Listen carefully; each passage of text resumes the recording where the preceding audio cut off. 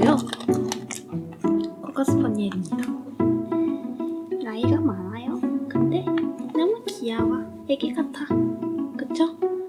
그리고 식탐이 아주 강해요.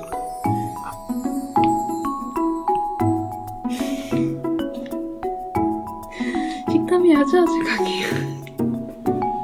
누나 귀여워. 안녕하세요, 누가바입니다. 이번 주 요즘뜨기에 오신 걸 환영합니다. 이번 주 요즘뜨기 아닌데 너무 디폴트를 이렇게 시작했네.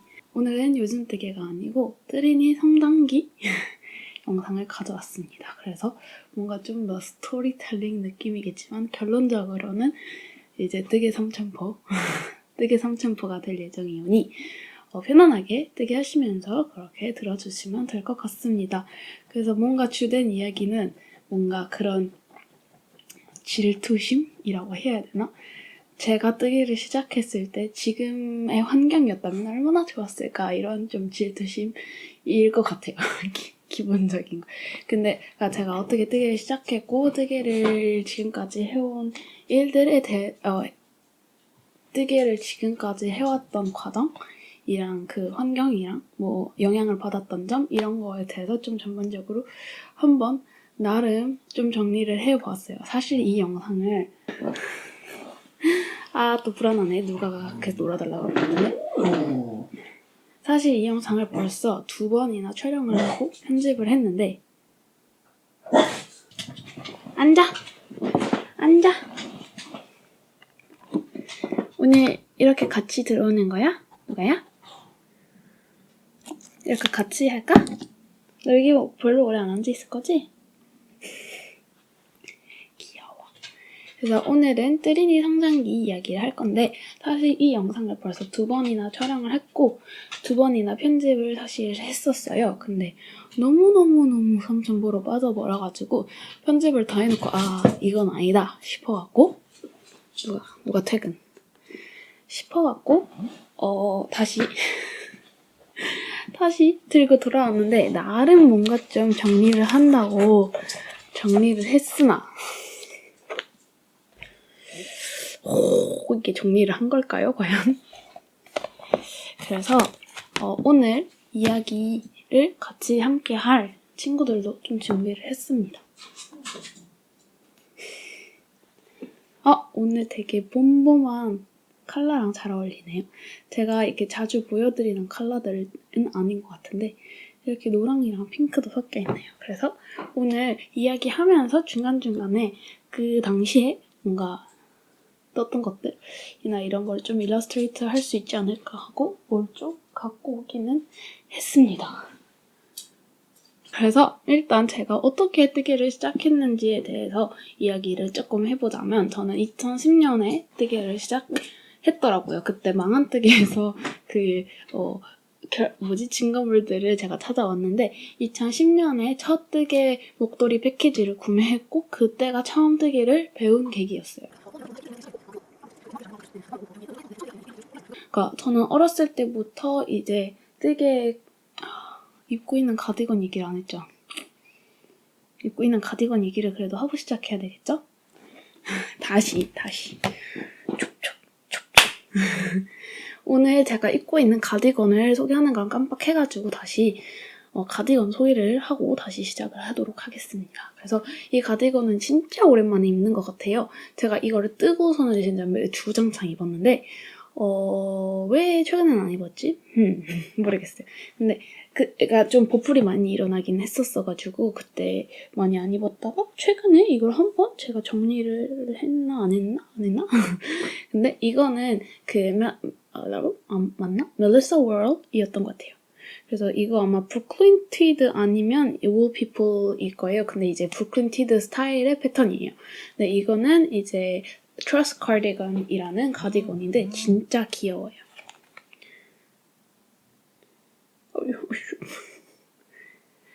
핸드폰 저거 진동 모드도 꺼놓을게요. 왜냐면 진동 소리 다 들리니까. 그래서 이거는 멜리사 월의 트러스 카디건인데 이거를 제가 뜬 이유를 말씀드리면 진짜 귀엽거든요. 살짝 크롭된 가디건이고요. 살짝 크롭된 가디건이고 이 바지는 제가 지금 배꼽이 여기 있는데 좀 위로 이렇게 하이웨이스트 느낌으로 입은 배기 팬츠고 저의 사랑 에리얼. 근데 이렇게 좀 크롭 기장의 가디건이고 드롭 숄더가 들어가 있고 그리고 아주 귀여운 포인트는 이렇게 여기에 이런 좀 무늬가 들어가 있다고 해야 되나? 이런 포인트 무늬? 그래서 이렇게 뒤에도 이렇게 포인트로 들어가 있는데 이게 아주 귀엽답니다. 그래서 저는 이거 패턴을 되게 만족스럽게 떴고 이거랑 똑같이 계속 딴 거를 뜨려고 생각을 계속 떴을 때부터 생각하고 있기는 한데 아직 실행에 옮기진 못했는데 이렇게 노란 거를 하나 갖고 있으니까 좀 더 베이직한 컬러로 갖고 있으면 너무 좋을 것 같고 사실 이거를 깔별로 갖고 싶기는 해요. 근데 너무 세상에는 다양한 패턴들이 많고 그래가지고 아직 못 떴는데 아주 귀엽죠? 이거는 이제 바텀업으로 떴던 방식이었어요. 그래서 이렇게 떴고 이 실은 옛날 별실닷컴에서 허니비 색상으로 이거 울혼방인데 울혼방 콘사를 샀습니다. 사실 이거를 이제 색깔 보고 좀 구매를 하긴 했었는데 제가 좋아하는 노란색보다는 살짝 초록기가 도는 노랑이기는 해요. 근데 이제 네. 근데 너무 귀엽고 이제 살짝 기모감, 보송보송해 기모감이 있는 이런 느낌이라고 해야 되나? 해서 귀엽긴 한데 사실 울혼방이긴 해가지고 제가 가장 좋아하는 느낌의 가디건은 아니긴 하답니다. 그래서 근데 이거는 개취고 사실 울혼방이 뭐 안 좋다는 건 아닌데 저는 이제 웬만하면은 플라스틱 계열의 그런 man-made fiber가 안 들어간 걸 선호하는 편이긴 합니다. 그래서 아주 귀엽죠? 그래서 아주 봄봄한 컬러로 오늘 인사드립니다. 봄! 그래서 오늘 저희 뜨기 입문기로 시작을 하자면 진짜 많이들 물어보시는 것 같아요. 어떻게 뜨기를 시작하게 됐는지. 옛날에 Q&A를 하겠다고 질문을 받았을 때 가장 많이 받았던 질문 중에 하나긴 했어요. 어떻게 뜨기를 시작하게 됐는지 그리고 언제부터 뜨기를 시작하게 됐는지 이런 질문을 진짜 많이 받았는데 저는 뜨기를 2010년에 본격적으로 뜨기를 2010년에 입문을 했고요. 뜨기를 2010년에 입문을 했어요. 그래서 그거는 망한뜨기를 준비하면서 그 영수증들이 이거 영어식인데 receipts 근데 아무튼 그 증거물들을 확인하게 됐는데 2010년 아마 3월이었던 것 같은데 그때 첫 뜨개 공식 입문을 하게 됩니다. 하지만 이제 그 전에 어떻게 그 키트를 갑자기 out of nowhere 구매하게 됐는지 그러니까 저는 어렸을 때부터 이제 항상 어렸을 때 뭐 만들기 이런 걸 되게 많이 했었어요. 그래서 엄마도 옛날부터 이제 뭐 미상갑 팔찌 만들기 아니면 인형 그런 거 막 꼬매서 인형 만들기 막 뭐 점토로 뭐 만들기 이런 거 관련된 책들도 많았고 그리고 그냥 항상 그런 액티비티를 많이 했었어요. 언니랑 같이. 그래서 저도 자연스럽게 뜨개질에 대한 관심도 있었거든요. 그 당시. 그러니까 이런 해보고 싶다 이런 게 아니고 그냥 그게 너무 신기했어요. 실 하나가 어떻게 이렇게 편물이 되지 이런 게 너무 궁금했는데 신기하게도 저희 집에서 첫 뜨개 서적은 제가 뜨개를 입문하고 산 서적이 아니고 우리 언니가 아빠한테 선물 받았나? 언니가 사달라고 했나? 했던 뜨개 for dummies 이라는 책이에요. 그래서 혹시 한국에도 이 시리즈가 존재하는지 모르겠는데 요거는 아주 유명한 for dummies라는 시리즈이고 프랑스에도 이렇게 보레뉴 이렇게 나오긴 하거든요. 그래서 딱 이 포맷으로 모든 분야에 대해서 진짜 이런 거 있어요. 막 강아지 for dummies 이런 것도 있거든요. 그래서 진짜 모든 분야에 대한 이런 소개서 막 좀 백서 이런 느낌으로 나오는 그러니까 초보들을 위한 이런 건데 그래서 이런 게 집에 있긴 하더라고요. 그래서 저도 기억이 나요. 어렸을 때 이걸 언니가 선물 받았을 때 저는 이 뜨개질 원리에 대해서 궁금하긴 했어가지고 이거를 책을 보긴 했는데 이게 책으로 이렇게 좀 봐도 별로 이게 이해가 안 되는 거예요. 근데 이게 이렇게 그림도 있긴 하지만 거의 막 글씨 막 빽빽해요. 근데 이게 그러니까 제가 좋아하는 스타일은 아니에요. 좀 그런 거 있잖아요. 뭔가 학문적인 접근이라고 해야 되나? 되게 글이 많고 저는 되게 비주얼적인 사람인데 근데 이거를 읽고는 사실 그렇게 와닿진 않았어요. 그래서 근데 그 당시에도 궁금해서 한번 읽고 뭐 이걸 제가 통독하진 않았을 거예요. 막 대충 이렇게 보면서 근데 이해가 안 됐는데 근데 그 뒤로도 좀 궁금해가지고 여러 번 다시 읽고 막 그랬던 것 같긴 한데 어찌됐든 이 친구가 저의 인생에 이렇게 들어오긴 했는데 다시 바로 튕겨서 나갔어요. 그래서 그렇게 도움이 되진 않았지만 그래도 저의 인생에 이제 뜨개를 입문하기 전에 뭔가 이제 뜨개의 맛을 봤던 계기였긴 했는데 진짜 웃긴 거는 우리 언니 건데 아직도 우리가 이걸 갖고 있는 것도 진짜 웃기잖아요. 왜냐면 저희가 여러 번 이사하면서 책들 쓸데없는 거 다 버렸거든요. 근데 이거 아직 있긴 한데 전혀 쓰지 않습니다. 근데 언니나 뜨개를 전혀 안 해요. 이때도 이걸 사고 이걸 엄청 막 열심히 읽긴 했는데 뜨개를 한 건 저는 한 번도 못 봤던 것 같아요. 그래서 언니는 뜨개를 아예 안 합니다. 그래서 이때 말했다시피 뭔가 뜨개에 대한 궁금증, 관심 있기는 했었어요. 근데 제가 뜨개 키트를 사게 된 계기는 망한뜨개에서 설명을 했었나? 아무튼 사촌동생 한국에 다시 들어오고 제가 외국에 살다 와가지고 외국에서 뜨개를 시작했다고 생각하시는 경우가 많은데 그건 아니에요. 한국에 와서 스마일러브에서 키트를 처음 사게 되고 그랬었는데 맞아요. 사촌 동생네 놀러 갔는데 사촌 동생네 외할머니, 그러니까 저랑은 관계 없으신 할머니, 외할머니가 그때 양말 면사 같은 걸로 양말을 뜨고 있었는데 저는 이제 그동안 늘 뜨개질에 대해서 궁금했는데 실제로 이렇게 제 앞에서 뜨개질을, 그러니까 아기 때 빼고 뜨개질을 하는 걸 처음 본 거예요. 그래서 이트다 싶어가지고 그거 어떻게 하는 거냐고 가르쳐달라고 했는데 되게 뭔가 좀 자존심 상했던 게 뭔가 되게 너무 단호하게 그거 너한테 너무 어려워. 이거는 너한테 너무 어려워. 너 못해. 막 이런 식으로 그냥 좀 차단하셨단 말이에요. 근데 또 이제 생각해보면 저도 그 입장이었으면 그랬을 것 같아요. 얼마나 귀찮아.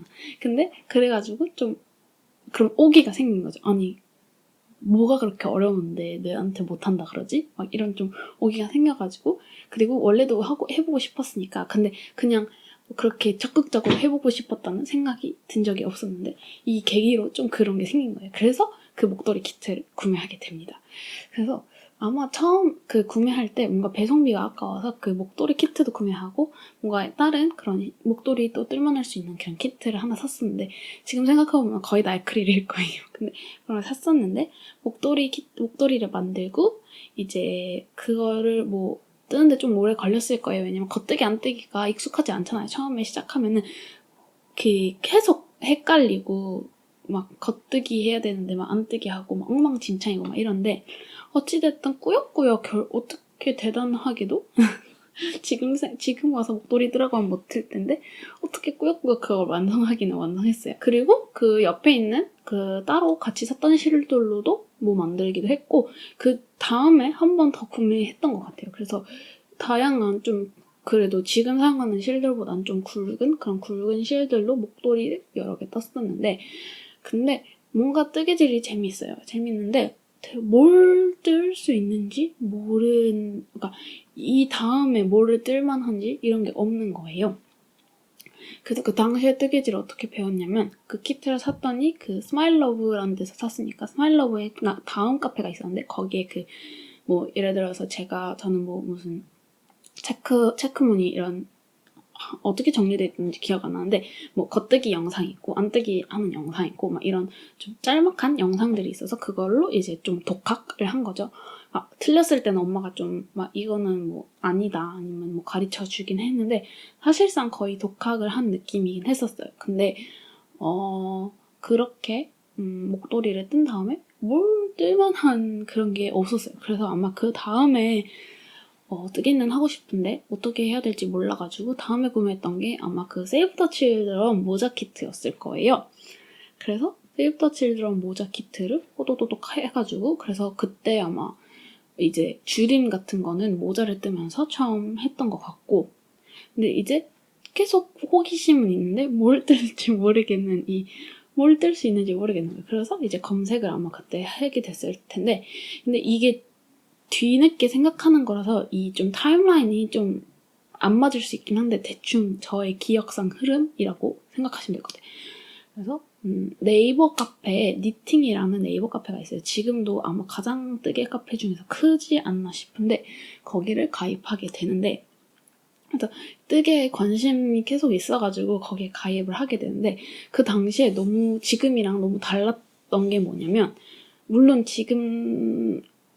그러니까 지금이라기보다 한 몇 년 전? 한 코로나 터지기 전까지만 해도 사실 뜨개질 카페나 뭐 뜨개질 관련해서 검색을 하거나 뭐 이렇게 사람들을 찾으려고 하면은 진짜 대부분 그 뜨개인들이 두 부류로 나뉘었어요. 그 이제 애기 엄마들, 그래서 이제 애기 옷, 태교 뭐 이런 걸로 이제 뜨개를 하려는 분들, 그 다음에 이제 좀 더 올드하신 분들이어가지고 뭐 손녀, 뭐 손자 애기 옷 떠주시는 분들, 그리고 그런 거 뜨시면서 자기 거 이제 뜨시는 분들, 그리고 코바늘 하시는 분들, 코바늘 뭐 인형 같은 거 하시는 분들, 두 부류가 있구나. 근데 그 당시에도 코바늘 인형 있긴 했었다. 아무튼 그럼 세 부류 정도인 건데, 되게 저는 당시에 고등학생이었을 거예요. 2010년이면 중학생인가? 중학생일 수 있어. 중학생이었던 것 같다. 중학생이었는데 되게 제가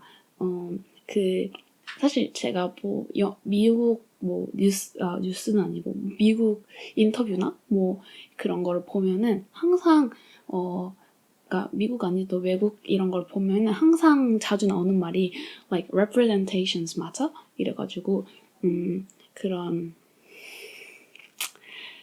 진짜 번역 너무 못하는데 그런 자기랑 비슷한 사람들을 보는 게 되게 중요하다고 말을 하잖아요. 왜냐면은 자기랑 비슷한 사람들 있어야지 그런 목표나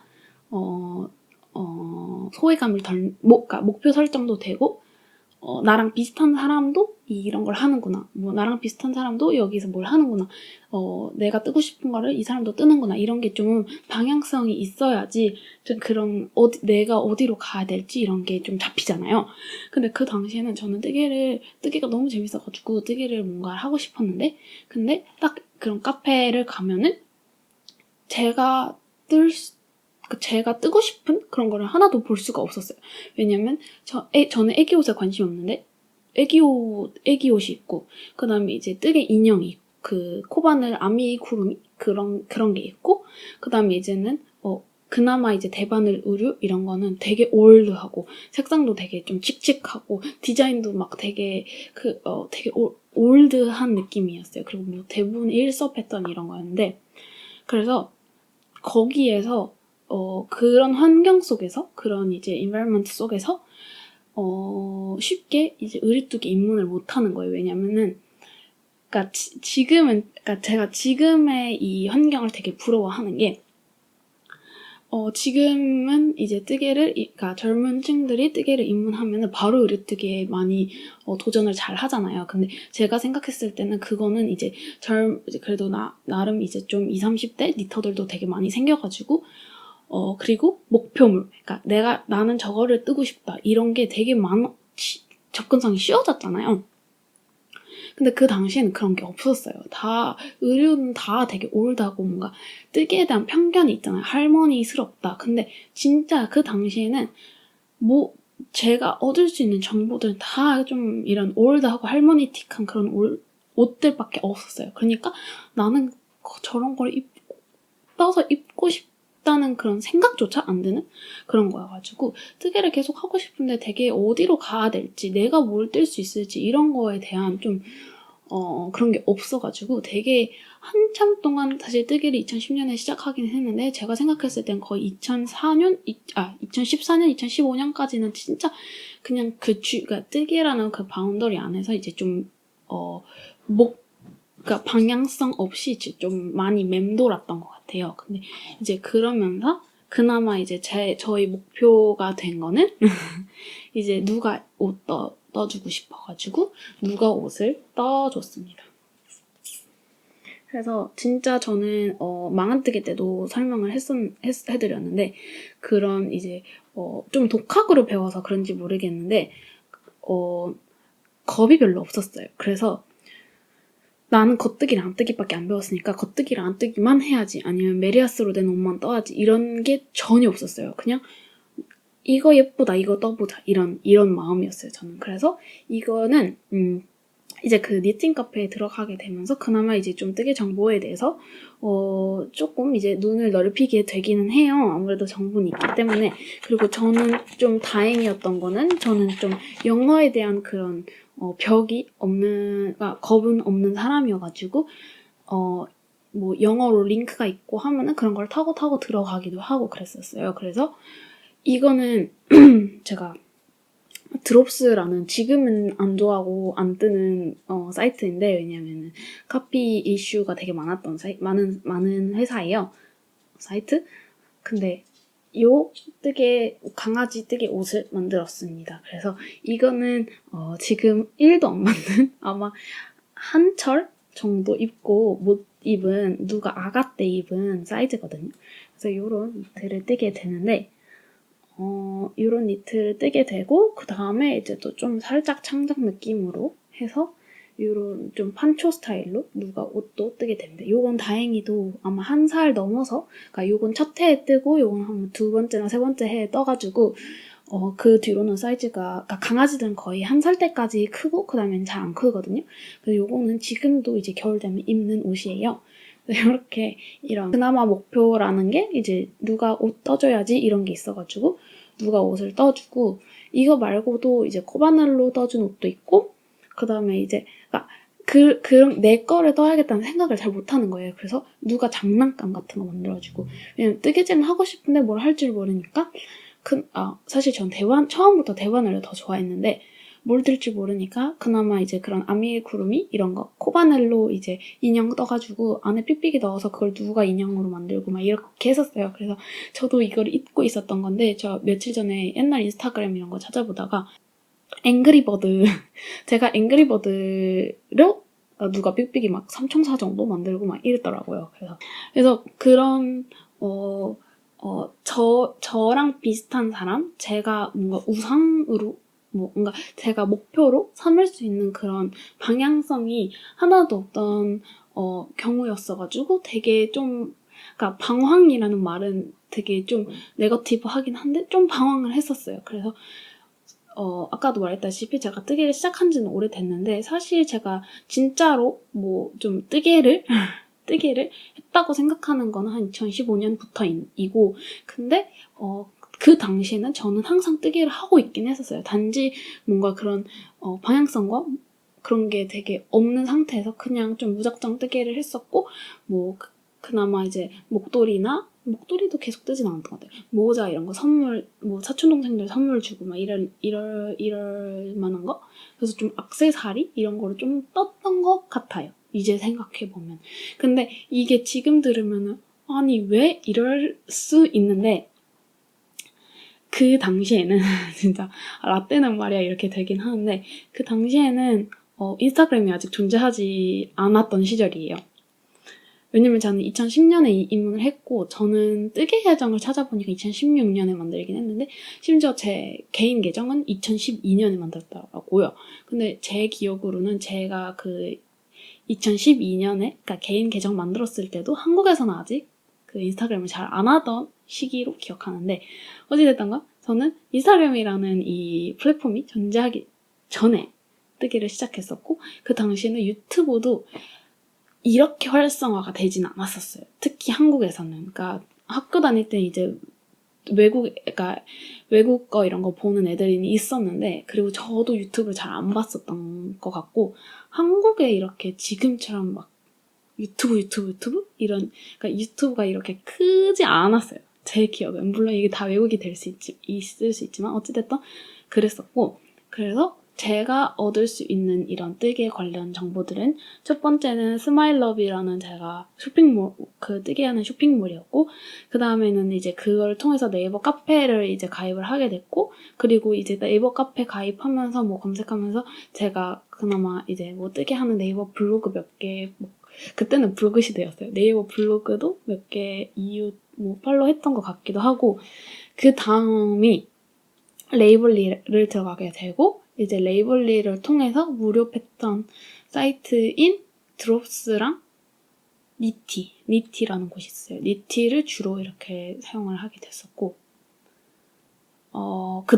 그리고 이제 그 당시에 뭔가 뜨개 예쁜 거 왜냐면 저는 뭘 뜨고 싶은지 모르니까 그나마 제가 이용을 했던 게 핀터레스트였어요. 그래서 핀터레스트에 니팅 아니면 크로셰 이런 걸 치고 예쁜 거를 이렇게 좀 저장을 해놨었던 것 같은데 근데 진짜 웃긴 거는 지금도 핀터레스트 가면 제가 그 당시에 좀 찜해놨던 것만 거의 뜰 거예요.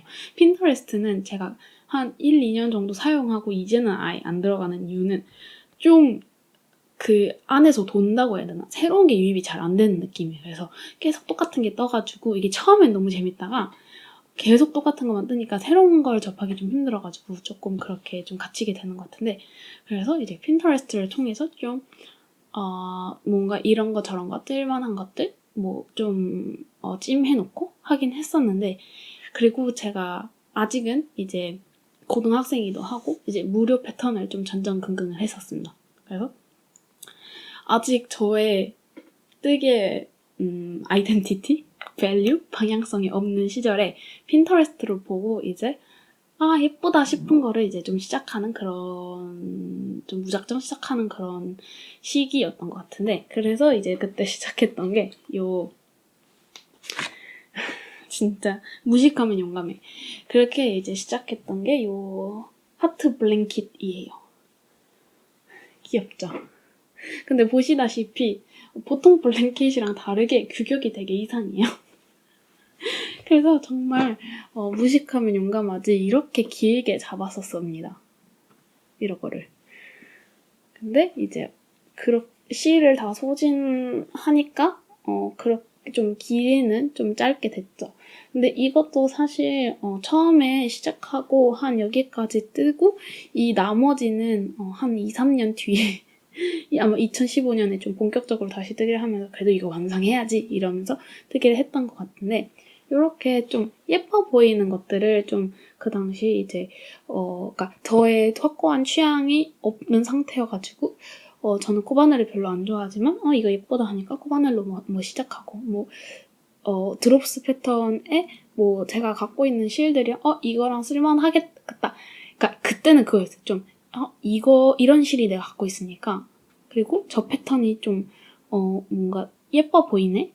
그러니까 얼추 쓸만하겠다 이렇게 뜨는 거예요. 그러면 전혀 안 맞고 그래서 막 울실로 막 볼레로 뜨고 근데 볼레로도 제가 절대 안 입을 그건데 그러니까 그때는 그런 걸 생각을 못했어요. 내가 입을 그러니까 원성작을 생각하고 뭘 뜬다기보다 예쁘다 떠보자 이런 느낌이었어요. 그래서 그 당시에 떴던 거는 지금 다 없어요. 다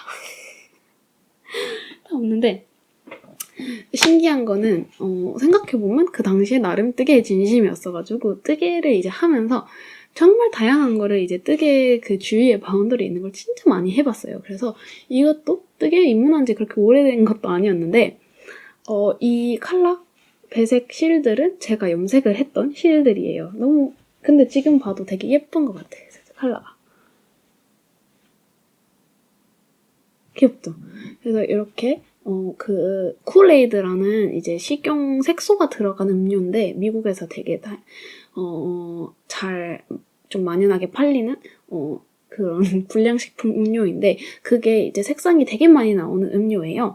근데 이제 그런 식용 색소를 활용한 염색 같은 걸 찾아보면 쿨레이드가 되게 색상이 많이 나오니까 그거를 활용해서 염색을 하는 게 되게 많더라고요. 그래서 저도 궁금한 거를 좀 못 참는 그런 사람이어가지고 그 당시에 아마 저는 미국을 한 번도 안 가봤어요. 근데 이제 쿨레이드는 이제 그 다양한 색상들은 한국에 안 들어와요. 아마 한국에는 노란색이랑 그 레몬이랑 뭐 체리 이 정도밖에 안 들어오고 막 엄청 크게 사야 돼가지고 솔직히 저는 음료를 마실 게 아니어가지고 미국을 가는 친구한테 부탁을 해가지고 이걸 사달라고 쿨레이드를 사달라고 했었는데 그걸로 이렇게 염색을 했는데 보면은 나름 그때 좀 한다고 요거는 단색으로 했는데 요거는 살짝 투톤으로 만들었어요. 그래서 그거를 이제 좀 한 단에 걸러가지고 이렇게 믹스해가지고 예쁜 하트 담요를 만들었습니다.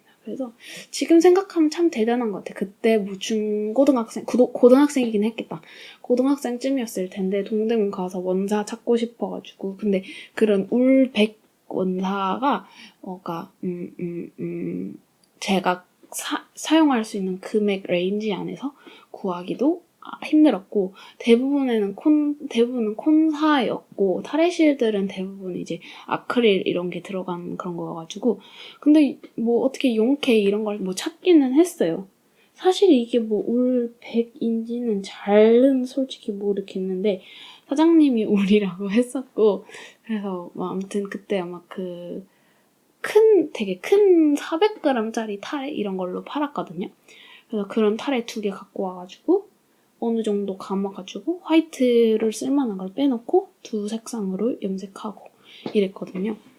지금 생각하면 진짜 용감해. 그래서 그때 좀 염색을 이것저것을 해봤어요. 그래서 쿨레이드 실공색소로 시작을 했다가 이제 리트 다이로 이제 좀 넘어가고 아예 염료 리트 다이로도 해보고.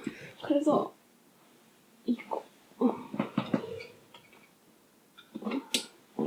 이것도 제가 염색했던 실이에요. 이거는 염료를 썼던 것 같기도 하다. 이게 리트 다이일 거예요, 아마.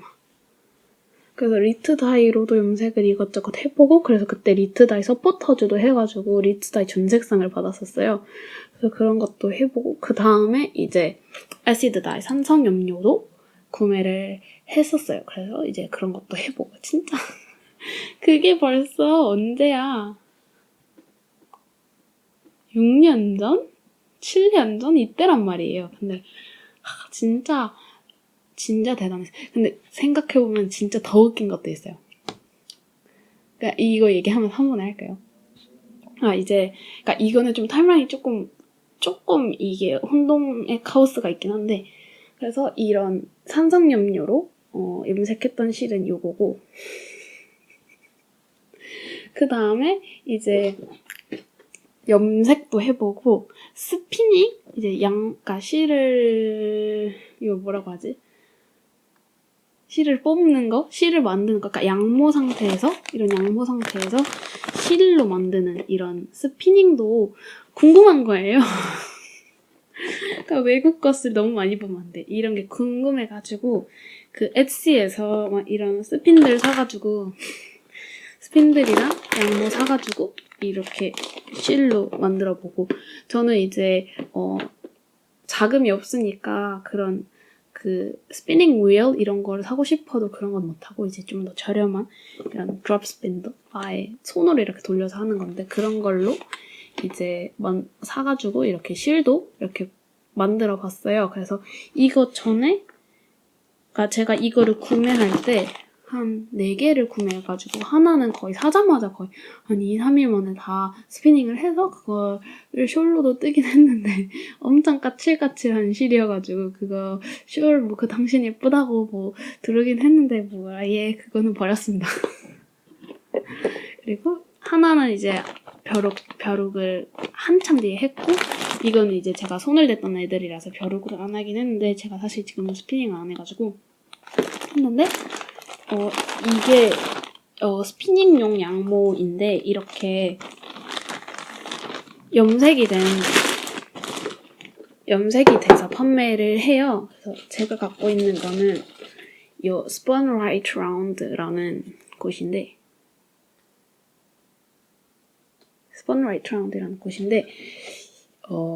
거의 저희 첫 직구 느낌, 양말이 거의 첫 직구인가? 이렇게 이런 양모? 이런 양모를 염색해서 판매를 합니다. 그래서 이런 걸로 이제 스피닝을 하게 되면 실을 만들 수 있는. 근데 이 스피닝의 세계도 정말 다채롭고 다양해요. 그래서 이런 염색된 양모를 스피닝하는 걸 좋아하는 사람들도 있고, 아니면 이제 진짜 내추럴한 이제 그런 거 좋아하는 사람들도 있고, 아니면은 아예 그런 천연 염료를 이용한 그런 것도 있고, 아무튼 이 스피닝도 진짜 세상이 다양해요. 그래서 이제 궁금하니까 저도 해본 거예요. 근데 이거를 하고 이제 한국에서 양모를 구할 수 없나? 이런 생각을 하긴 했었어요, 그 당시에. 그래서 진짜 무식한 게 용감하다고 그 당시에 생각해보면은 제가 그 대관령 쪽에 있는 그런 양 체험학습하는 그런 데 있잖아요. 목장이라고 해야 되나? 거기에가 밀양들을 키우는 그런 데예요. 근데 거기에 무턱대고 전화해가지고 양들 털은 혹시 뭐 구할 수 있냐 이러고 물어봤었어요. 그래서 근데 그분도 진짜 친절해. 뭐 여러 군데 전화했는데 뭐 답장 안 온 데도 있었겠죠? 근데 전화해가지고 양털을 구하고 싶은데 혹시 그 양털 깎으면은 어떻게 하시냐고, 그거를 살 수 있냐고 하니까 자기네들은 그냥 버린다는 거예요. 그래서 그러면은 혹시 지금 가면은 양털 좀 구할 수 있냐고 하니까 뭐 있을 거예요 해가지고 진짜 아마 고등학생쯤이었을 텐데 고속버스 타고 무턱대고 막 그 200리터 쓰레기 봉지 같은 거 있잖아요. 그런 거 하나 들고 무턱대고 갔어요. 그래서 전 차도 없거든요. 그래서 고속버스 타고 가가지고 이제 질질질질 그걸 끌고 갔는데 그 사람도 황당한 거죠. 뭐 얘는 이 학생은 도대체 뭐고, 자기네들 그러니까 양털을 한국에서는 그거를 세척하고 가공하는 그런 공장이 없대요. 그래서 그 양털로 뭘 하고 싶어도 그런 공장이 없기 때문에 그걸 세척하고 가공하는데 훨씬 더 많은 돈이 들기 때문에, 그러니까 그걸 이제 그러니까 그런 실 산업이 그렇게 활달되어 있는 나라가 아니고 그런 게 너무 인건비가 많이 드니까 그걸 외국으로 보내서만 하는 것도 이제 가성비가 안 나오고, 여기가 뭐 한국이 전문적으로 양을 그렇게 뭐 실 때문에 키우는 그런 나라도 아니고 해가지고 자기네들은 그냥 그걸 막 태워서 버린다는 거예요. 그래서 그러니까 왜냐면 제가 갔을 때가 이제 털을 깎는 시기는 또 아니었으니까 그 전에 깎아놓은 거를 그냥 그렇게 이렇게 쌓아서 진짜 묵혀놓는 거예요. 그래서 막 똥이랑 막 다 섞여 있어요. 그래서 사장님 거기 일하시던 분인지 주인인지 모르겠는데 그나마 좀 깨끗해 보이는 거 이제 좀 위주로 이렇게 떼었는데, 물론 거기에 다 막 똥이랑 여물이랑 다 섞여 있긴 했었어요. 그거를 생각해보면 진짜 어이없지 않아요? 그거를 이만큼 가져온 것도 아니고 진짜 거의 그 200리터 쓰레기 봉투에 담아가지고 결국 집에 가서 그걸 끌고 왔어요. 진짜 대단하다. 할 일도 없었고. 그래서 그거를 이제 그때는 이제 염료가 있을 시기였으니까 그것 염색해보고 뭐 유튜브나 이제 인터넷에서 그러니까 외국에는 그런 양털을 사가지고 이제 처음부터 그거를 딱 스케어링 하고 워싱 하고 해가지고가 처음부터 그거를 아예 그러니까 집에서 그냥 취미로 하는 사람들도 있더라고요. 그래서 그런 게 너무 신기하고 해보고 싶어서 이제 한 거예요. 그래서 해가지고 염색해보고 뭐 해보고 이것저것 해보고 양모 만들어보고 해서 있긴 할 텐데 다 사라졌나? 다 버렸나? 아무튼 조금 있었어요. 근데 이제 그거를 그러니까 그러니까 그런 용으로, 그러니까 그런 취미용으로, 그러니까 아니면 양의 털실을 위해서 판매를 하려고 그러니까 양을 키우는 경우에는 그 털들을 되게 소중하게 키워요. 왜냐면 그 털들이 퀄리티가 좋아야지 이게 밸류업을 한 거니까. 근데 여기는 그게 아니잖아요. 그냥 털도 막 그냥 쓰레기장에 있고 이거니까 그 양모 자체의 퀄리티가 그렇게 좋은 양모도 아니었고, 그리고 이게 한 번에 이렇게 깎여야지 이게 길이가 맥시멈으로 나오는 건데 이제 offcuts라고 해가지고 한 번에 깎이지 않고 이제 그 다음에 깎이면은 이제 뭐라고 해야 되나, 이 털이 어쨌든 길이가 있어야지 이게 스피닝을 할 수 있어요. 아니면 툭툭 끊기거든요. 근데 이제 바리깡으로 한 번 밀고 그 다음에 밀면은 길이가 엄청 짧아요. 그래서 걔네들은 다 못 쓰는 그 털들이거든요. 그래서 이제 이거를 양모가 이런 취미용으로 아니면 이제 그런 매니팩처러 용으로 이제 그런 거를 하는 경우에는 이제 커팅도 되게 신경 써서 하게 되고 그런 건데, 그래서 그런 게 아니다 보니까 이제 실들을 금방 그냥 이사하면서 다 처분을 하긴 했었어요. 근데 해본 것에 의의를 두는 거니까 그래서 그게 있었고, 그 다음에 이제 니들 펠팅에도 관심이 좀 생겼어가지고 근데 뭔가 그 니들 벨팅 같은 경우에는 그냥 그걸 취미로 하고 싶었던 건 아니고, 이제 누가가 그 당시에는 풀코트로 해가지고 털을 진짜 발바닥까지 다 길렀었거든요. 그래서 누가 털로 뭐 누가 미니미 이런 거 만들면 귀엽지 않을까 하고 그 누가 털 밀어놓은 거를 모아놨었는데, 지금도 있나? 지금 안에 프랑스로 이사하면서 좀 버렸던 것 같아요. 근데 그것도 누가 털 깎은 거 한 3, 4년 간직을 했었어. 3, 4년이 뭐 5, 6년을 간직을 했었나? 아무튼 그것도 뭐 만든다고 그렇게 했었는데 결국은 그거는 안 하게 됐는데, 어찌됐든 간 또 삼점보로 엄청 빠졌는데 염색된 거 너무 예쁘죠. 그래서 이제 뜨개질가 좀 제가 뭘 좋아하고 그건 것 같아요. 뭘 좋아하는지를 잘 몰라가지고 이것저것을 다 해본 거예요. 그래서 지금은 그런 다른 거에 미련이 없어요. 그래서 스피닝에 대한 미련도 없고 염색에 대한 미련도 없고 그냥 딱 뜨개질 그리고 코바늘에 대한 그런 미련도 별로 없어요. 왜냐면 다 해보고 나랑 안 맞다, 그리고 난 대바늘이 제일 좋다 이런 게 좀 생겨가지고. 근데 물론 코바늘 예쁜 거 하면 전 뜨고 싶긴 한데, 그래서 그런 이제 한참에 그런 방황하던 시기가 있었고, 덕분에 이제 좀 다양하게 이제 뜨개의 에어리어를 좀 다 탐방하기는 했었어요.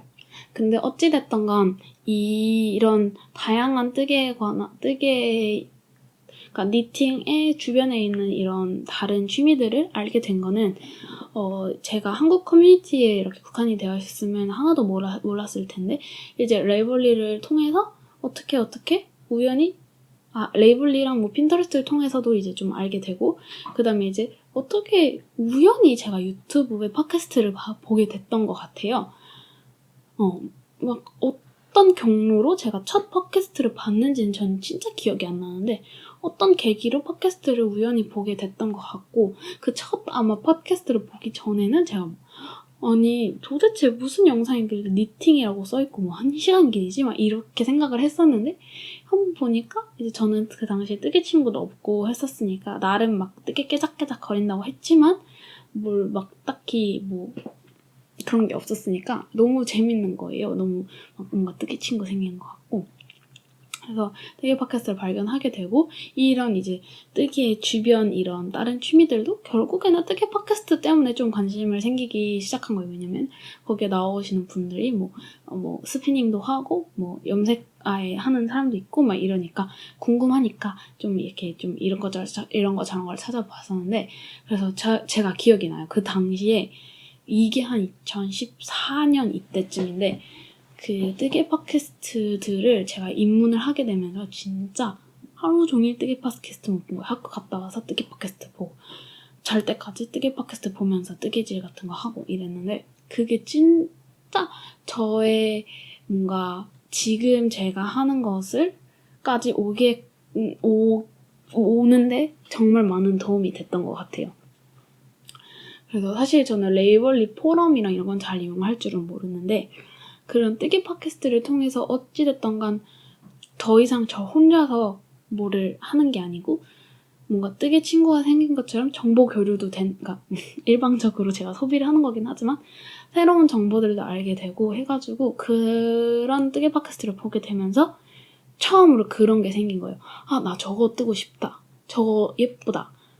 근데 이게 그냥 끼워 맞추는 게 아니고 진짜 그러니까 목표들이 생기게 된 거예요. 왜냐면 제가 봤던 뜨개 팟캐스트 하시는 분들이 대부분 뭐 20대 후반, 30대 초반? 어찌됐던가 제가 이전에 봤던 그런 제가 봤던 그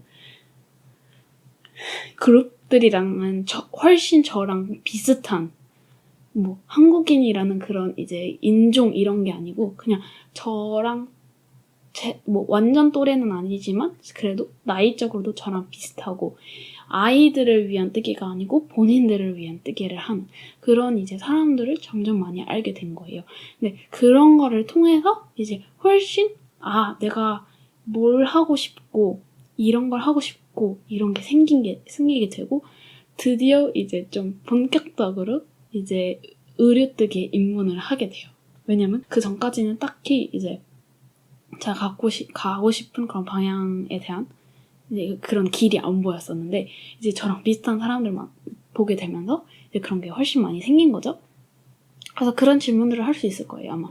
아니, 레이블리를 알았었는데, 그 레이블리를 알았으면은, 그런 다양한 패턴들을 쉽게 접할 수 있지 않았을까라고 생각을 할 수 있긴 하겠지만, 저는 그 당시 학생이었고 하다 보니까 레이블리도 그 프리 패턴만 검색을 그 당시 했던 것 같아요. 근데 프리 패턴을 검색을 하게 되면은 아무래도 훨씬 제한적이기도 하고, 그리고 레이블리는 너무 많은 정보들이 있기 때문에 사실 이제 레이블리만을 통해서 뭔가 새로운 걸 접하기는 힘들고, 그나마 이제 뭐 친구 같은 게, 그러니까 뭐 누군가 막 이제 자기랑 스타일이 마음에 드는 사람이 찾아가지고 그 사람이 뜬 걸 보면서 이제 조금 방향성을 찾을 수는 있지만, 진짜 단순하게 패턴만 처음부터 이제 찾기는 조금 어렵다고 해야 되나, 그런 게 있어요. 이게 설명하기 어려운데, 그래서 제가 팟캐스트를 접하기 이전에 레이블리에서 봤던 작품들이랑 그 이후에서 봤던 레이블리 작품들이랑 되게 다른 느낌이었어요. 그래서 그리고 작가를 모르는 상태에서 무작정 레이블리에서 검색하는 것도 솔직히 좀 너무 허허벌판이고, 그리고 인기순으로 봐도 그 인기순이라는 게 너무 인기가 이렇게 축적이 되어 있으니까 너무 비슷한 패턴들만 보게 되고, 이런 게 조금 맞아요. 아무 도움 없이 그냥 레이블리에 던져졌을 때는 그렇게 되게 잘 활용하지는 못했고, 그리고 그 당시에는 이제 유료 패턴을 결제할 생각조차도 별로 못했어요. 왜냐면은 이제 가난한 학생이었으니까.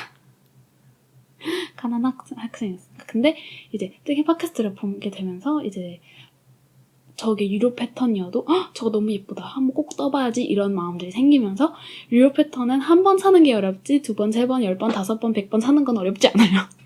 그래서 한 번 사게 되고 이제 엄청나게 쉽게 막 새벽 3시 페이팔 클릭 하게 됐는데, 그 당시에 진짜 제가 페인처럼 맨날 봤던 팟캐스트들이 조금 있는데, Little Bob and Snitch, A Homespun House, Full and Fine, Inside Number 23, Stitched in Sweden도 그 당시에 많이 봤던 것 같고, 근데 요렇게 있을 것 같기는 한데, 지금은 많이 안 하시는 분들이 많은데, 어찌됐든 백 에피소드는 늘 가서 볼 수 있으니까, 제가 그 당시 진짜 늘 봤던 이제 팟캐스트들이었어요.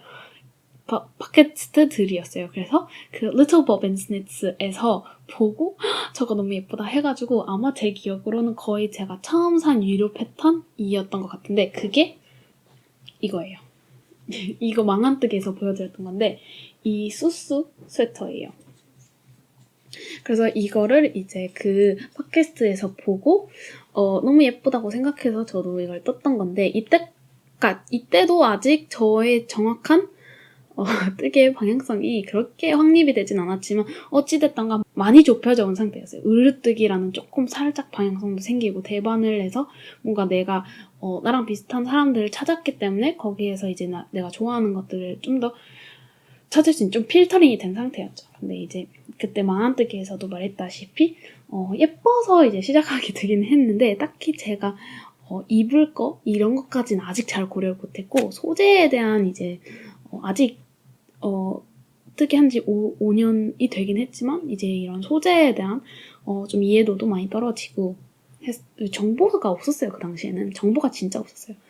그래서 이걸 뜨기는 했지만 지금 보시다시피 완성을 아직도 안 한 상태예요. 왜냐면 이거 완성 안 할 거예요. 그래도 어찌됐든 건 저희 첫 유료 도안이었어요. 그래서 이 유료 도안을 시작으로 이제 그 뜨개 팟캐스트에 나오는 패턴들을 보게 되면서 점점 뜨고 싶은 것도 많아지고, 맞아요. 뜨고 싶었던 게 많아진 거예요. 그래서 그게 너무 행복했어요, 그 당시에. 왜냐면 그 전까지는 뜨고 싶어도 뭘 떠야 될지, 그런 게 없었어요. 그냥 다 올드해. 다 올드하고 칙칙해. 아닌 베이비. 내 거 아니야. 이거였는데, 처음으로 이제 이런 인디 디자이너들의 패턴들을 알게 되면서, 그래도 젊은 층이랑도 조금 잘 입을 수 있는 그런 니트들도 많이 존재를 하는구나 라고 알게 되고, 이제 팟캐스트를 통해서 알게 된 거. 이런 새로운 새로운 디자이너들과 새로운 작품들 알게 되고 핸드다잉이라는 세계도 이제 발견을 하게 되고 물론 이제 그 당시에 뭐 바로바로 이렇게 사진 않았지만 어찌됐든 간 접하게 된 거잖아요. 이런 세계도 있구나. 너무 예쁘다 이런 게 있고 그 다음에 숄도 제가 그 전에 봤던 숄들은 진짜 그랜마 너무 안 예뻐. 절대 내가 떠서 하지 않을 거야 했는데 이제 젊은 사람들이 좀 이런 되게 뭐 좀 신선한 디자인의 숄들도 있고 아니면 핸드다이드 양으로 되게 화사하고 다양한 색상들 로 뜬 숄들도 생기고 그리고 숄을 어떻게 자기네들이 입는지도 보여주고 옛날에는 다 막 좀 그러니까 숄이라는 것 자체도 그러니까 지금 한국에서도 그럴 것 같은데 숄은 다 이제 좀 할머니들이 이렇게 쓰는 그런 거라고 좀 많이 인식이 되는데 젊은이들이 막 그냥 목도리처럼 두르는 거예요. 근데 저는 그 전까지는 그 생각을 아예 안 했어요. 숄을 그렇게 두를 수 있다고 아예 생각을 안 했기 때문에 그것도 숄도 너무 예쁘다 이런 이렇게 새로 발견하게 되고 그리고 그 다음으로 이제 좀 알게 된 거는 양말뜨기라는 거였어요. 왜냐면 그 전에는 양말을 떠서 신을 생각을 진짜 1도 안 했는데 이 양말뜨기라는 세상이 있더라고요. 그래서 저도 이제 양말 직구를 해보게 되고 양말실 직구를 하게 되고 그게 저희 첫 직구였던 것 같아요. 양말실 직구를 해보게 되고 그리고 뭐 이제 주워 들은 거 많으니까 이제 이 사람은 이렇게 얘기했고 저 사람은 뭐 저는 이렇게 떠요 저는 이렇게 떠요 저는 이게 좋더라고 해서 주워 들은 걸 통해서 이제 제 것도 떠보고 하고 그래서 이제 양말도 꽤 떴습니다. 이거는 이거 꺼내면 우당탕탕탕 하니까 안 꺼내겠 그냥 꺼낼까요?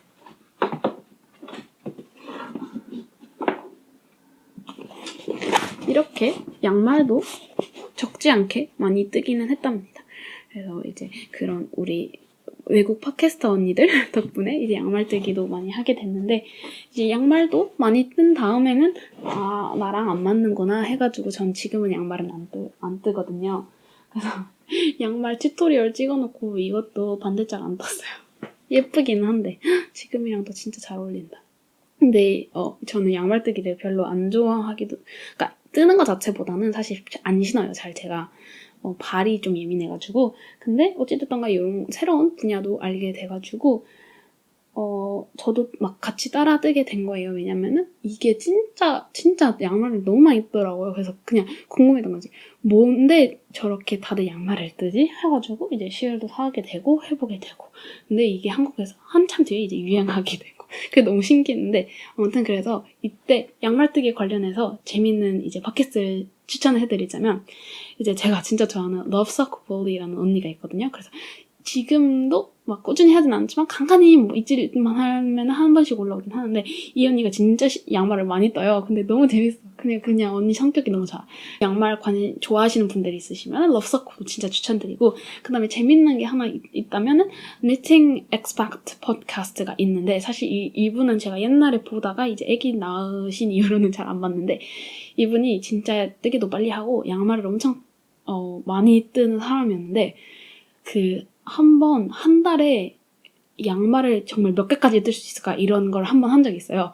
그래서 엄청 많이 떴어요. 엄청 많이.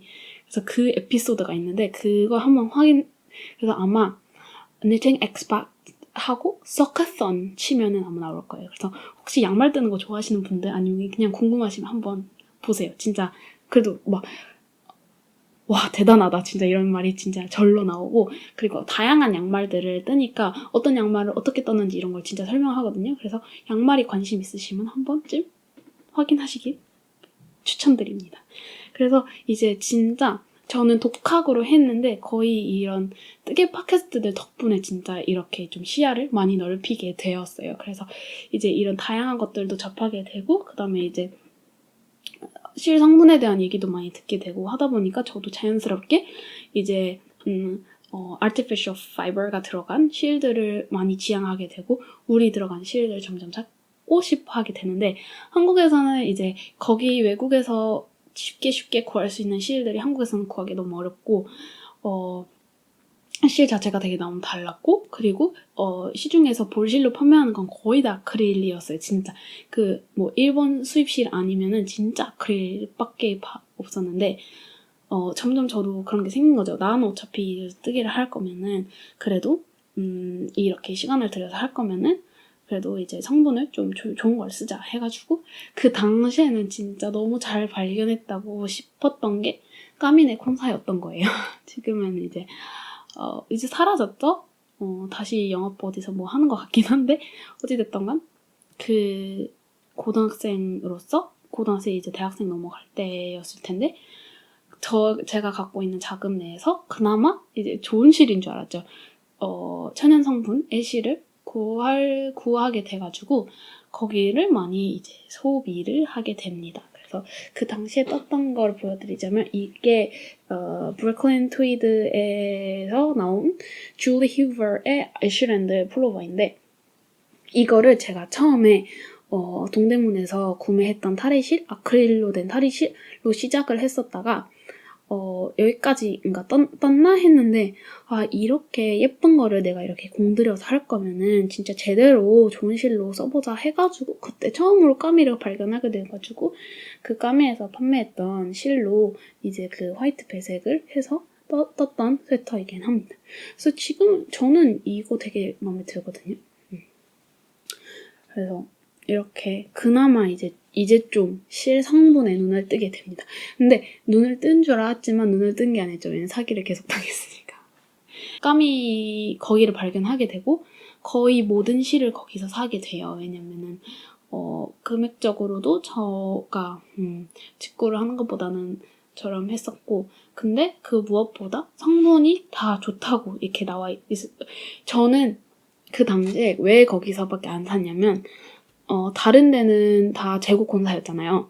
그래서 근데 거기는 재고 콘사는 아닌 어찌됐던가 한두 콘 하고 품절되는 콘은 아니고 그래도 좀 물량이 있는 거 보면 그래도 좀 믿을만한 데서 좀 거래하는 콘사구나라는 생각을 했었고 그 당시에는 뭐 이저런 브랜드를 팔아가지고 해가지고 모르겠어요. 완전히 그 루트를 믿었던 것 같진 않지만 어찌됐든 재고 떨이는 아니겠거니라는 좀 믿음이 그런 좀 신뢰가 있어가지고 거기를 이용하게 됐는데 사실 이제 프랑스로 이제 이사를 가게 되면서 그러니까 그 시기에 실에 대한 생각을 많이 바꾸긴 했었어요. 그래서 점점 콘사 소비를 줄여야지 이런 생각을 많이 하던 시기였는데 이제 또 사람 마음이라는 게 예쁜 걸 보면 이제 좀 못 참는 그런 거였는데 어찌됐던가 그 실에 대한 많은 생각 정리를 하면서 그때부터 이제 점점 콘사를 점점 사지 말자 하고 볼실들, 탈의실들 조금 그러니까 당장 이렇게 가격적으로 비교를 했을 때는 비싸더라도 그런 니팅용, 그러니까 뜨개용으로, 그러니까 목적이 뜨개 그런 실들을 소비를 하고 쓰자라는 생각을 점점 하던 시기였는데 왜 그랬냐면 근데 이거는 이제 그런 생각을 점점 하던 시기이기도 했었고 그리고 이제 그 까미 사건이 크게 번지게 되면서 완전 사기가 다 들통이 나면서 이제 더 그거에 대해서 좀 입장 정리를 하게 됐는데 지금은 진짜 콘사 저는 앞으로 구매를 안 할 생각이에요. 절대 이런 얘기는 안 할게요. 왜냐면 사실 사람은 절대란 얘기를 굳이 해야 할 필요는 없을 것 같은 게 절대란 얘기를 함부로 하면 안 될 것 같은 게 사람이 어떻게 될지 모르니까 절대란 얘기는 안 하겠지만 그래도 지양을 할 거예요. 이유는 뭐냐? 사실 콘사는 가성비가 좋아서 구매를 하는 거지 그 콘사 퀄리티 100% 그 퀄리티 때문에 구매하는 건 아니잖아요. 진짜 가성비로 괜찮다. 물 함량 높은데 가성비로 괜찮다 이건데 저도 처음에는 가성비로 생각했어요. 그래서 이제 콘사로 이제 실을 뜨기를 하게 되고 이랬는데 지금 와서 생각해보니까 그렇게 생각하면 안 되겠더라고요. 가성비가 아니에요. 왜냐면 이걸 잠깐 제가 브이로그도 얘기를 했지만 콘사를 어찌됐든 뭐 하나를 사면은 대충 한 벌이 나와요. 물론 한 벌 이상이 나오는 경우도 있고. 근데 실질적으로 생각해보면 엄청난 모터 손이 아니고 그 편직을 한 사람이 아니면은 뭐 빠르다고 생각해도 한 달에 한 벌 정도 뜰까 말까 하잖아요. 저 같은 경우는 더 못 뜨고. 그러면 한 1년에 많아봤자 12벌 정도 뜨는 건데 그러면 12콘. 콘으로 하면 12콘인데 사실 저희가 콘사를 사게 되면 한 콘을 잘 안 사긴 하잖아요. 배송비도 있고 그리고 뭐 예쁜 색상을 보게 되면은 뭐 한 콘을 사는 게 쉽지 않고 두세 콘씩 사게 되는 거고, 근데 이게 한 번, 두 번, 세 번, 네 번 사면 끝나는 거예요. 그러면 이게 1년치 실을 산 건데, 근데 뜨는 거는 오래 걸리지만 실 사는 건 금방금방 사요. 그러니까 이제 저희가 떠서 소비하는 속도보다 이 실이 축적된 속도가 진짜 기하급수적으로 빨라요. 근데 콘사는 그 특성상 또 지금 안 사면 없을 거라는 그 생각도 있고, 그리고 그게 진짜 심한 것 같아요. 그러니까 이게 재고니까, 사실 이게 희귀한 이유는 희귀한 게 아니고 그냥 그러니까 재고인 경우가 많아가지고 이게 없는 건데, 이게 어떻게 보니까 되게 오히려 희귀하게 돼가지고 사람들이 몰리는 이렇게 된 건데, 근데 그게 되게 건강하지 못한 소비가 되더라고요. 그리고 이거를 처음에는 그게 별로 부담스럽지 않게 느껴져요. 왜냐면 처음에 시작했을 때 콘삭이 조금 생기면 되게 든든하다 이런 생각이 들 텐데, 저같이 이제 뜨개를 이렇게 오래를 하고 있으니까 그게 쭉 쌓여가지고 엄청난 짐이 됐어요. 지금 다 없어졌으면 좋겠어요. 진짜 솔직히 말하면 지금 갖고 있는 실들 다 팔고 차라리 그걸로 새로 사도 저는 되게 기분 좋게 시작할 수 있을 것 같은데, 근데 이제 쌓인 게 있고, 근데 이게 한번 쌓이면 문제가, 저는 새로운 실들을 지금 뭔가를 뜨고 싶어서 사고 싶은데, 그래도 마음 한켠에 근데 얘네들이 이렇게 쌓였는데 내가 계속 소비를 해도 되나, 이런 무언의 압박이 어쩔 수 없이 오게 돼요. 왜냐면은 공간도 사용을 하게 되고, 어찌됐던가 이 실들은 제가 소비를 하지 않는 이상 사라지지 않을 아이들인데, 물론 이제 벼룩을 할 수 있죠. 그리고 저도 조만간 좀 미련을 버리고 많이 벼룩을 하거나 버릴 예정이긴 한데, 그런 것도 있고, 그래서 저는 재밌자고 뜨기를 하는 건데, 그런 스트레스가, 그런 물질, 집에 쌓여있는 실들 때문에 스트레스를 받고 싶지도 않고, 그게 큰 것 같아요. 그렇게 뭔가 내가 이걸 지금 떠야 되는데 왜 새로운 걸 사지? 이런 스트레스를 진짜 받고 싶지 않아요. 왜냐면 저는 그런 거에 대해서 얽매이고 싶지 않아요. 내가 진짜 뜨고 싶은 거, 내가 당장 떠서 즐거움 얻는 걸 하고 싶지, 난 이걸 꼭 떠야 돼, 이거 진짜 싫어요. 그래서 전 테스트 니팅도 한 번 옛날에 하긴 했었는데, 절대란 말 안 하기로 했죠. 테스트 니팅도 안 한 이유가 그런 뭔가 숙제하는 것처럼 이런 걸 하고 싶지 않아요. 그냥 자유로운 영혼이고 싶어요. 그리고 이제 또 다른 이제 그게 CL가 사람이라는 게 취향이 계속 변해요. 취향이 계속 변해요.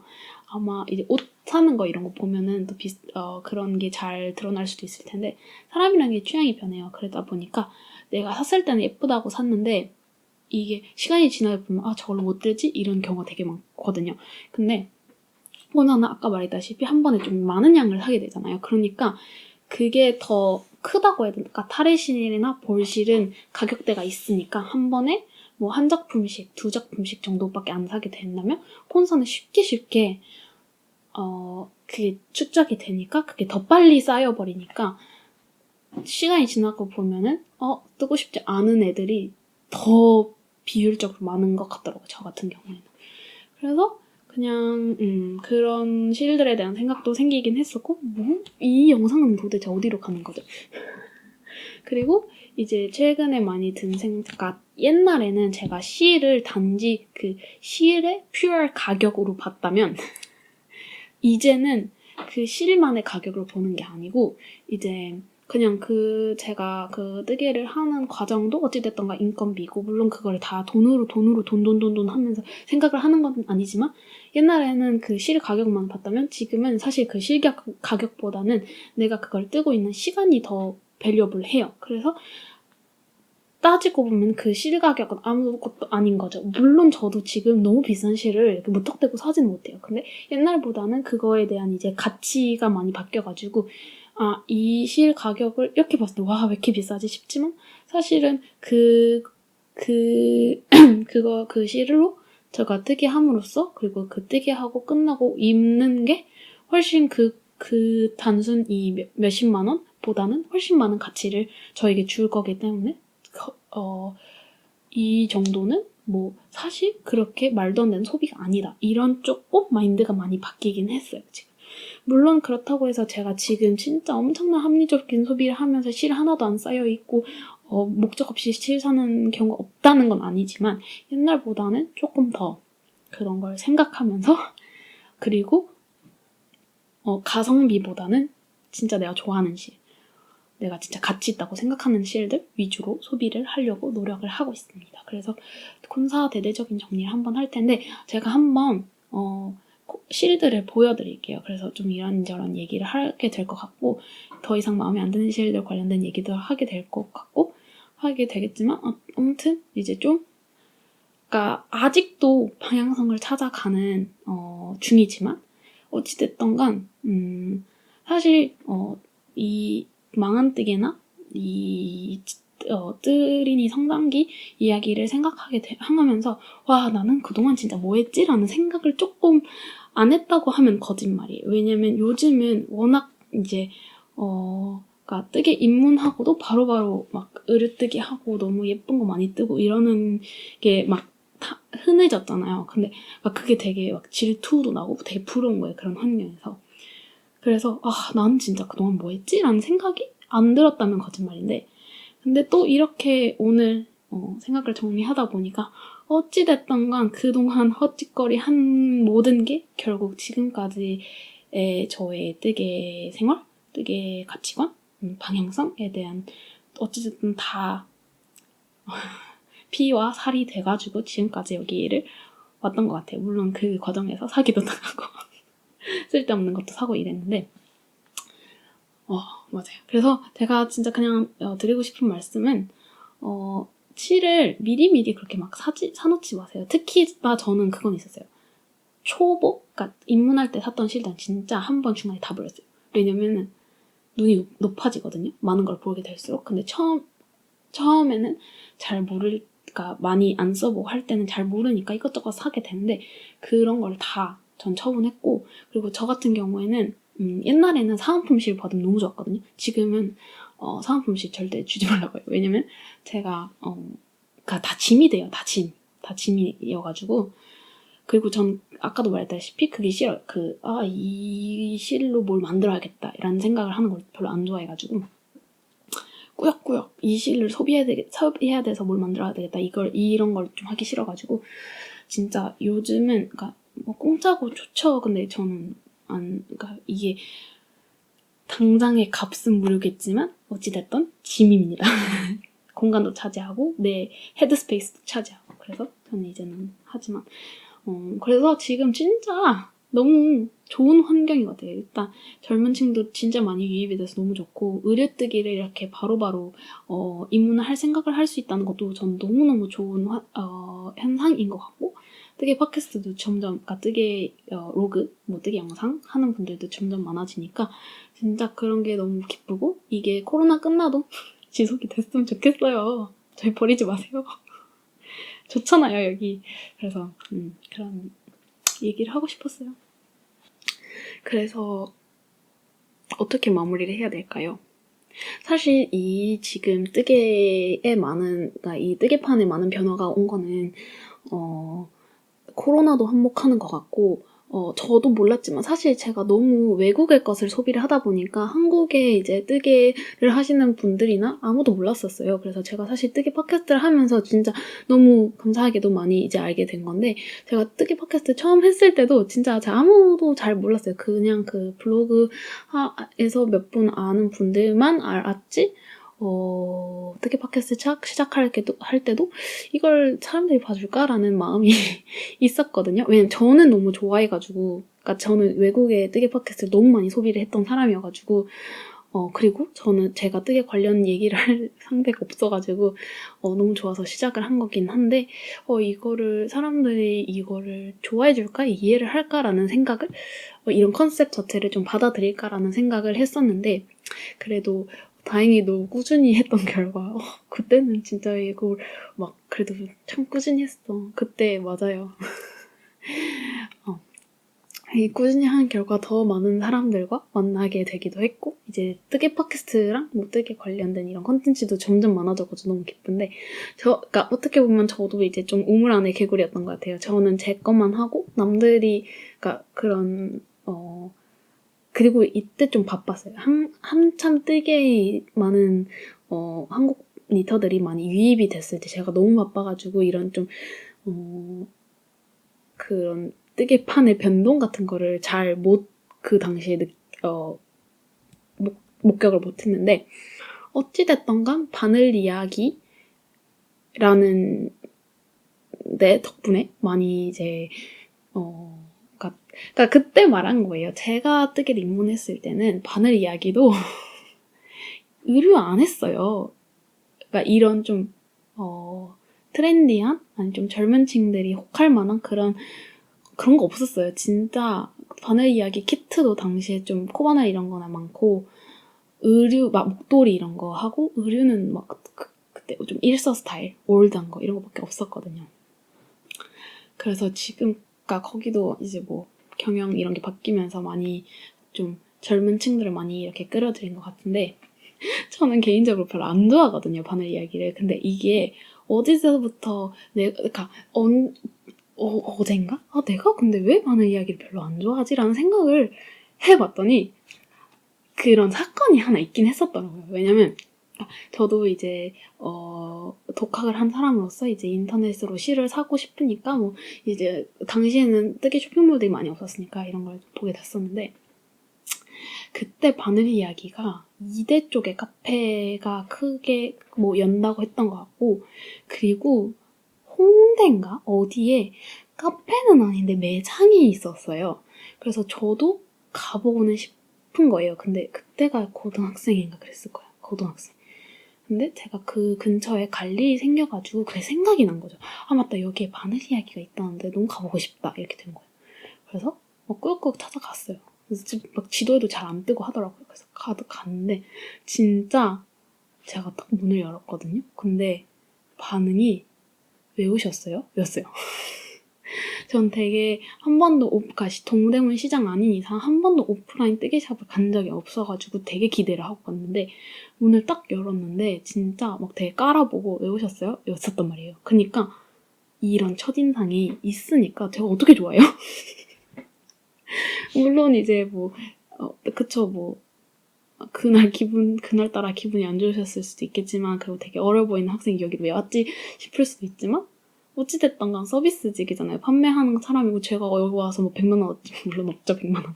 근데 사갈 수도 있는데 그걸 되게 막 왜 왔어요? 하고 무시해가지고 진짜 기분이 그때 막 되게 내가 오면 안 되는 건가? 싶은 그런 마음도 있었고 전 되게 기대를 하고 갔는데 매장도 되게 작았어요. 아무튼 그러니까 아무튼 저와의 첫 그게 별로여가지고 지금도 별로 안 좋아해요. 얼터너티브는 많잖아요. 그래서 신기했었어요. 그래서 막 엄청 이렇게 했는데 막 엄청 이제 새로운 유입이 많았는데 그런 뿌띠니트들을 진짜 많이 갑자기 뜨는 거예요. 그래서 도대체 뭐지? 하고 찾아보니까 바늘 이야기 쪽에서 이거를 가져왔구나 해서 되게 젊어졌다라는 생각이 들었죠. 첫인상 진짜 별로였거든요. 그래서 갑자기 이런 좀 뒷담화는 아니고 저의 경험이죠. 저의 경험으로 이제 끝나게 될 것 같은데 사실 저 지금 빨리 가야 되는데 급 마무리를 하게 될 것 같아요. 지금도 벌써 제가 예상했던 것보다 영상이 너무너무 길어졌는데 어쨌든 저희 말도 안 되는 뜨리니 성장 스토리였던 것 같고 어떻게 이제 방향성을 찾게 됐는지에 대한 그런 어떻게 영향을 받았는지에 대한 좀 전반적인 삼천포였던 것 같기는 한데 지금은 조금 더 그러니까 원성물을 생각하면서 그리고 제가 입을지 이런 거에 대해서 더 생각하면서 이제 많이 뜨게 되는 것 같아요. 그래서 오늘도 저희 진짜 말도 안 되는 이야기를 들어주셔서 너무너무 감사드리고요. 다음에 또 재미난 컨텐츠로 돌아오도록 하겠습니다. 안녕히 계세요.